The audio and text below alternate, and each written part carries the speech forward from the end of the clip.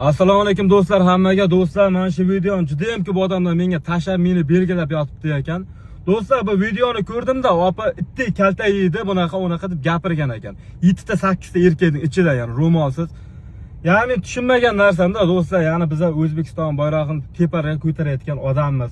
Birovga bir akalar bir yomonligim tegmaydi-da, to'g'risida bir bexabar hech kim bilan ishim yo'q akalar. Masalan, jangimni o'tkazaman, jangimni qilaman, o'zim ro'zg'arim uchun, oilam uchun harakat qilayotgan oddiy bir reysirman-da, ya'ni bir giroyman akalar. Bunday qilib aytganda.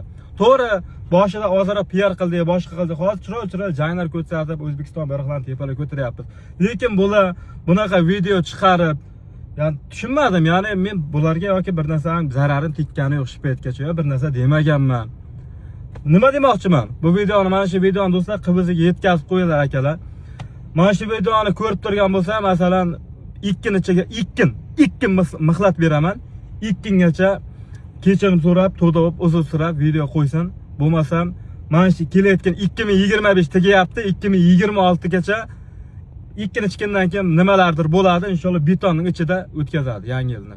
Ya shu paytgacha jiddiy qaramaganman, ko'p narsaga e'tiborsiz qoldiraman, mayli akalar.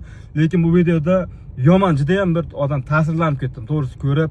Ya'ni nima uchun men birovga zararim tegmayapti-ku, nima uchun bunaqa video chiqaradi? Do'stlar, o'zlaring fikrlaringizni bildiringlar akalar. Nima deylik, ya'ni qaysi biriga nima deyish hayronman. Omon bo'linglar.